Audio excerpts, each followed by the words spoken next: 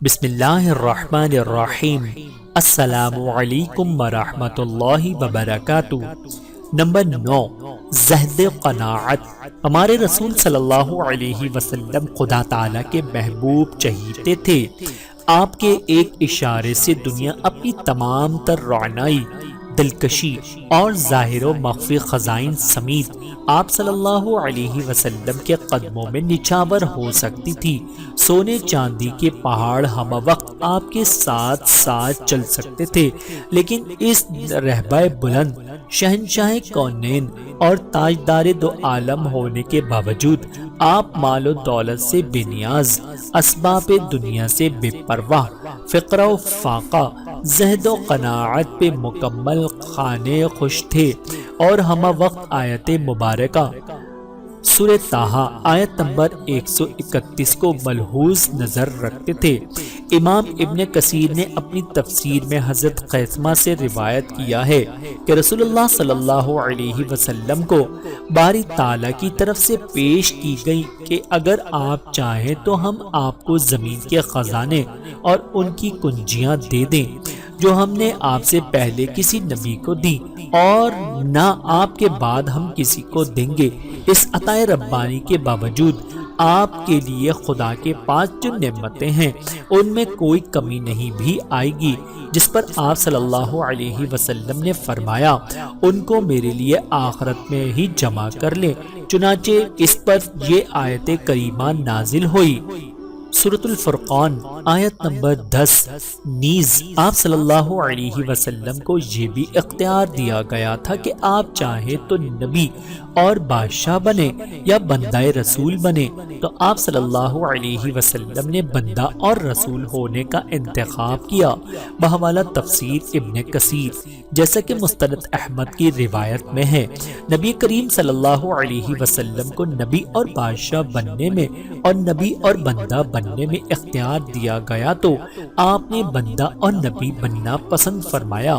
بحوالہ مستند احمد، مستند ابو یعلا میں ہے، آپ صلی اللہ علیہ وسلم فرماتے ہیں اگر میں چاہتا تو میرے ساتھ سونے چاندی کے پہاڑ چلتے رہتے۔ بحوالہ مستند ابو یعلا، لیکن چونکہ دنیا کی حیثیت ہمارے رسول کی نظر میں مچھر کے پر سے بھی فضوتر تھی، اسی لیے آپ نے کبھی دنیا کی نعمتوں، لذتوں اور آسائشوں کی طرف نگاہ اٹھا کر دیکھنا بھی پسند نہ فرمایا، اور پوری زندگی زاہدانہ اور سادہ زندگی گزار دی۔ ام المؤمنین حضرت عائشہ رضی اللہ عنہا فرماتی ہیں کہ رسول اللہ صلی اللہ علیہ وسلم کی جب وفات ہوئی اس وقت آپ کی ذرہ ایک یہودی کے پاس 3 صاع کے جو کے عوض رہن رکھی ہوئی تھی، غذائی ضروریات کے لیے کیے گئے قرض کے بدلے بطور رہن رکھی ہوئی تھی۔ بحوالہ بخاری و مسلم، حضرت ابو ذر رضی اللہ عنہ بیان کرتے ہیں کہ میں نبی صلی اللہ علیہ وسلم کے ساتھ مدینے کے ایک حرے کالے پتھر والی زمین پر چلا جا رہا تھا کہ ہمارے سامنے احد پہاڑ آ گیا۔ آپ نے فرمایا اے ابو ذر، میں نے جواب دیا میں حاضر ہوں اے اللہ کے رسول۔ آپ نے فرمایا مجھے یہ بات پسند نہیں کہ میرے پاس اس احد پہاڑ کے برابر سونا ہو، پھر مجھ پر 3 دن گزر جائیں اور میرے پاس اس میں سے 1 دینار بھی موجود ہو ماں سوا اس شے کے جسے میں قرض کی ادائیگی کے لیے سنبھال کر رکھ لوں، اس کے سوا جتنا کچھ بھی ہو میں اسے اللہ کے بندوں میں اس طرح تقسیم کر دوں۔ اپنے دائیں بائیں اور پیچھے کی طرف اشارہ کیا، پھر آپ چل دیے اور فرمایا زیادہ مال و دولت والے ہی روز قیامت اجر و ثواب میں بہت کم ہوں گے ماں سوا اس شخص کے جس نے مال کو اس طرح اپنے دائیں بائیں اور پیچھے خرچ کیا ہوگا، لیکن ایسا کرنے والے کم ہی ہیں۔ پھر آپ نے مجھ سے فرمایا اپنی اس جگہ سے تب تک نہ ہٹنا جب تک میں تمہارے پاس نہ آ جاؤں۔ پھر آپ رات کے اندھیرے میں چل دیے یہاں تک کہ اوجھل ہو گئے۔ پھر میں نے ایک بلند آواز سنی، مجھے اندیشہ لاحق ہوا کہ کہیں کوئی شخص نبی صلی اللہ علیہ وسلم کو نقصان پہنچانے کے در پہ تو نہیں ہو گیا۔ میں نے آپ کے پاس جانے کا ارادہ کیا، لیکن مجھے آپ کا فرمان یاد آ گیا کہ میرے آنے تک اپنی جگہ سے نہ ہٹنا۔ چنانچہ میں وہاں سے نہ ہٹا یہاں تک کہ آپ میرے پاس تشریف لے آئے۔ میں نے کہا میں نے ایک آواز سنی تھی جس کی وجہ سے مجھے خوف لاحق ہو گیا تھا۔ میں نے ساری بات آپ کو بتا دی۔ آپ نے فرمایا کہ تم نے وہ آواز سنی تھی؟ میں نے جواب دیا جی ہاں۔ آپ نے فرمایا یہ جبرائیل علیہ السلام تھے جو میرے پاس آئے تھے اور انہوں نے کہا آپ کی امت کا جو شخص اس حال میں مر جائے کہ وہ اللہ کے ساتھ کسی کو شریک نہ ٹھہراتا ہو تو وہ جنت میں جائے گا۔ میں نے پوچھا اگرچہ وہ زنا کرے اور چوری کرے؟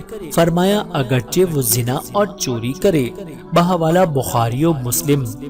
حضرت عائشہ رضی اللہ عنہا سے روایت ہے، وہ بیان کرتی ہیں کہ جب رسول اللہ صلی اللہ علیہ وسلم کی وفات ہوئی تو میرے گھر میں تھوڑے سے جو کے سوا جو ایک طاق میں رکھا ہوا تھا اور کوئی چیز ایسی نہیں تھی جو کسی جگر والے جاندار کی خوراک بن سکتی۔ میں اسی میں سے کھاتی رہی یہاں تک کہ کافی عرصہ گزر گیا، پھر میں نے اسے ناپا تو وہ ختم ہو گیا۔ بحوالہ بخاری شریف۔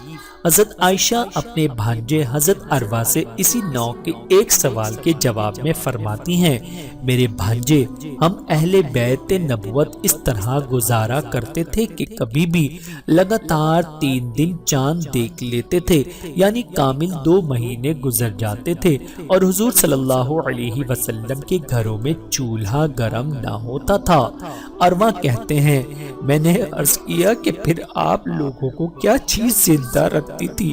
حضرت اماں عائشہ رضی اللہ عنہا نے جواب دیا بس کھجور کے دانے اور پانی۔ البتہ رسول اللہ صلی اللہ علیہ وسلم کے بعض انصاری پڑوسی تھے، ان کے ہاں دودھ دینے والے جانور تھے، وہ آپ کے لیے دودھ بطور ہدیے کے بھیجا کرتے تھے اور اس میں سے آپ ہم کو بھی دے دیتے تھے۔ بحوالہ بخاری شریف۔ حضرت عائشہ رضی اللہ عنہا فرماتی ہیں کہ آپ کا بستر چمڑے کا تھا جس میں روئی کی جگہ کھجور کے پتے بھر دیے جاتے تھے۔ بحوالہ بخاری و مسلم۔ حضرت عائشہ رضی اللہ عنہا نے ابو بردہ رضی اللہ عنہ کو ایک موٹا سا جبہ اور ایک موٹا سا ازار نکال کر بتایا کہ یہی وہ دونوں کپڑے ہیں جن میں آپ اس دنیا سے پردہ فرما گئے۔ حضرت عبداللہ ابن عباس رضی اللہ عنہ کی روایت ہے کہ آپ صلی اللہ علیہ وسلم عموماً جو کی روٹی اور سرکہ استعمال کرتے تھے، ساتھ ہی آپ صلی اللہ علیہ وسلم یہ بھی دعا فرماتے تھے۔ بحوالہ مشکہ شریف۔ اے اللہ آل محمد کے رزق کو بقدر زیست بنا۔ جب آپ صلی اللہ علیہ وسلم کے لیے پہاڑوں کو سونا بنانے کی پیشکش ہوئی تو آپ صلی اللہ علیہ وسلم نے فرمایا اے میرے رب، میں تو یہ پسند کرتا ہوں کہ ایک دن پیٹ بھر کھاؤں اور ایک دن بھوکا رہوں، تاکہ جب کھاؤں تو تیرا شکر ادا کروں اور جب بھوکا رہوں تو آپ کی جانب گریہ زاری میں لگا رہوں۔ بحوالہ مشکہ شریف۔ سلطان القلم علامہ سید مناظر احسن گیلانی قدس سرہ کے اس چشم کشادہ اور بصیرت افروز اقتباس کو سرمائے بصیرت بناتے چلیے۔ خاک کے فرش کے سوا جس کے پاس کوئی فرش نہ تھا، وہ اگر خاک پہ سویا تو تم کیا خاک سویا؟ جو تخت پر سو سکتا تھا وہ مٹی پر سویا، تو اسی کا سونا ایسا خالص سونا ہے جس میں کوئی کھوٹ نہیں۔ اللہ تعالیٰ سے دعا ہے کہ اللہ تعالیٰ ہم سب کو سمجھنے کی اور عمل کرنے کی توفیق عطا فرمائے۔